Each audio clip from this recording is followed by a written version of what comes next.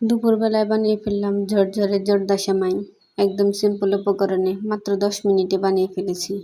ঘরে থাকা উপকরণ দিয়ে যে কেউ বানিয়ে ফেলতে পারে ঝরঝরে জর্দা সেমাই। যারা নতুন আছে তারাও খুব সহজে বানিয়ে ফেলতে পারবে একদম ঝরঝরা করে। তো আমার রেসিপিটা ফলো করবে। সেম প্রসেসে বানিয়ে ফেললে মুখে লেগে থাকার মতো স্বাদ পাবে। তো আমি কড়াইতে একটু ঘি দিয়ে নিয়েছি, অল্প কিছু কাঠবাদাম আমি দিয়ে দিলাম, হালকা একটু ভেজে নেব। আমি কাঠবাদামের খোসাগুলো ছাড়িয়ে কুচি করে নিয়েছি। আমার কাঠবাদাম ভাজা হয়ে গেছে, আমি বাটিতে তুলে নেব। হালকা একটু লাল রঙের হয়ে গেলেই ভাজা হয়ে যাবে। আমি 1 প্যাকেট সেমাই দিয়ে দিলাম। সেমাই যখন দিব তখন চুলার আঁচ একদম কমিয়ে দিতে হবে, তা না হলে সেমাইগুলো পুড়ে যাবে, তখন খেতে তেতো লাগবে। একদম অল্প আঁচে বারবার নাড়াচাড়া করে ভেজে ফেলতে হবে। ঠিক সেম প্রসেসে ভাজা করে নিতে হবে। বড় বড় সেমাইগুলো ভেঙে দিতে হবে, তাহলে নাড়তে সুবিধা হবে। সেমাই অনেক ঝরঝরা হয়ে যাবে।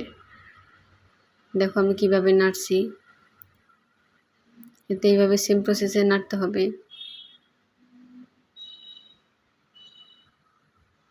অনবরত নেড়ে দিতে হবে, তা না হলে সেমাই নিচ থেকে পুড়ে যাবে। যেহেতু চুলার আঁচ অল্প আছে, এদিক দিয়ে আমি দুধটা তৈরি করে নিই। এখানে আমি অল্প পরিমাণে দুধ নিয়েছি, দুধে চিনি দিয়ে দিলাম। চিনিটা গলিয়ে নেব। চামচ দিয়ে ভালো করে নাড়াচাড়া করে দুধের সাথে ভালোভাবে মিশিয়ে দেব, যাতে কোনো লাম্পস না থাকে।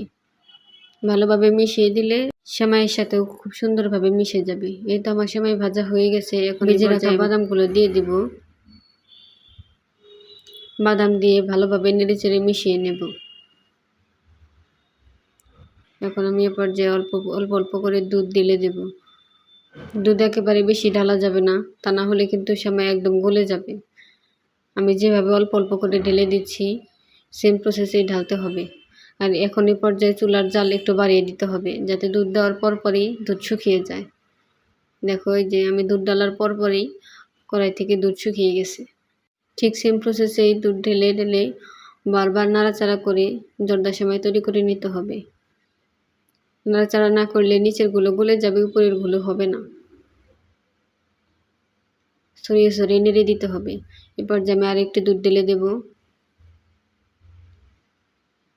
দুধ ঢালার পরপরই নেড়ে দিতে হবে। খুব সিম্পলভাবে রান্না হয়ে যায়। জর্দা সেমাই রান্না করতে খুব বেশি ঝামেলা পোহাতে হয় না, ঝটপট মজাদার জর্দা সেমাই হয়ে যায়। এই তো আমার হয়ে গেছে, দেখেই বোঝা যাচ্ছে কতটা ঝরঝরে হয়েছে। খেতেও অনেক মজা হয়েছে। এখন আমি কাঁটা চামচ দিয়ে যেগুলো দলা পেকে গেছে সেগুলো ছাড়িয়ে দেব, তাহলে আরও ঝরঝরে হয়ে যাবে। এই তো হয়ে গেছে। এখন আমি সার্ভ করে দেখাবো তোমাদের। দেখতে যেমন লোভনীয় হয়েছে, খেতেও তেমন অনেক মজা হয়েছে। তোমরা দেখেই বুঝতে পারছো কতটা মজাদার মনে হচ্ছে। আমার মেয়ে তো বাটি নিয়ে পেছন পেছন ঘুরঘুর করছে, সে কখন জর্দা সেমাই খাবে। তার আবদারে মূলত জর্দা সেমাই বানানো হয়েছে। এই ছিল আমার ভিডিওটি ভালো লাগলে অবশ্যই সাবস্ক্রাইব করবে। টাটা।